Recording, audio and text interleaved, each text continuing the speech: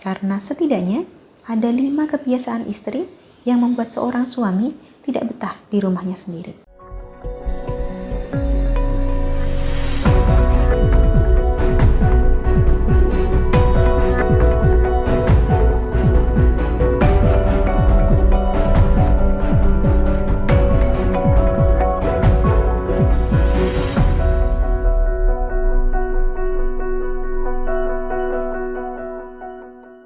Salam Rahayu, kembali lagi dengan saya Dewi Suntari. Apa kabar Anda?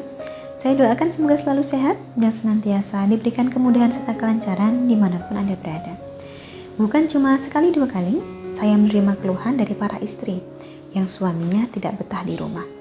Saking tidak betahnya, baru pulang sebentar langsung pergi lagi. Kalaupun nantinya pulang, paling hanya untuk mandi. Setelah itu pergi lagi. Makan di rumah pun hampir tidak pernah. Lama-kelamaan istri pun jadi curiga. Jangan-jangan suami ada wanita lain di luaran. Jangan-jangan perginya itu untuk menemui si perempuan. Padahal dengan atau tanpa adanya perselingkuhan, suami memang bisa saja tidak betah di rumah. Mengapa demikian? Karena setidaknya ada 5 kebiasaan istri yang membuat seorang suami tidak betah di rumahnya sendiri. Kebiasaan yang pertama adalah mengomel. Dari awal menikah, Anda tahu bahwa suami Anda ini manusia, bukan dewa.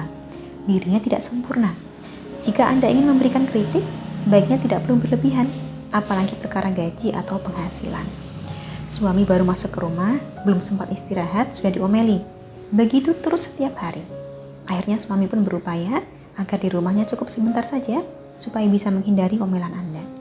Daripada mengomeli suami yang baru pulang, lebih baik bila ada yang perlu dibicarakan, carilah waktu yang lebih pas, bukan ketika suami kita baru masuk rumah. Itulah yang pertama. Kebiasaan berikutnya yang bisa membuat suami tidak betah adalah ketika istri selalu mengeluh. Dalam hidup itu pasti ada masalah. Dan adalah benar bahwa pasangan adalah tempat kita berkeluh kesah. Tapi kalau setiap hari yang istri lakukan adalah mengeluh, lama-lama suami akan merasa bahwa Anda tidak bersyukur atas apa yang telah diberikannya untuk Anda.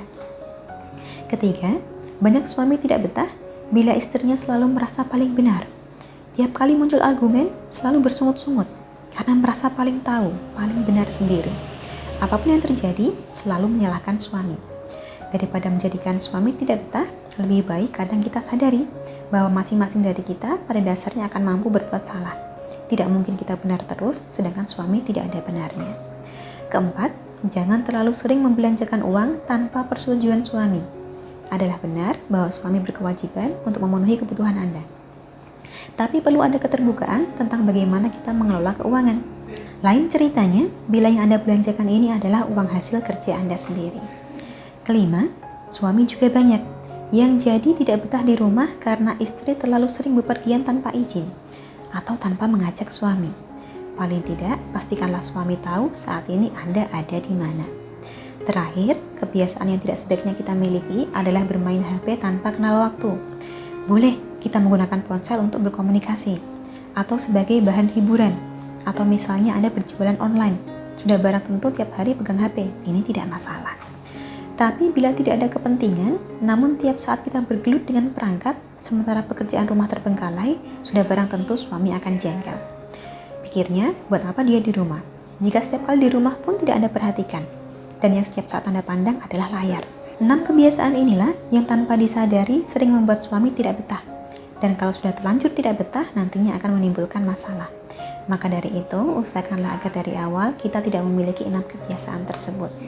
Kurang lebihnya, demikianlah dapat saya sampaikan seputar apa saja kebiasaan istri yang bisa menjadikan suami tidak betah di rumahnya sendiri. Semoga dapat menjadikan sedikit wawasan dan pembelajaran. Sampai di sini saya cukupkan. Terima kasih banyak telah menyaksikan. Sampai jumpa di kesempatan selanjutnya dan salam Rahayu.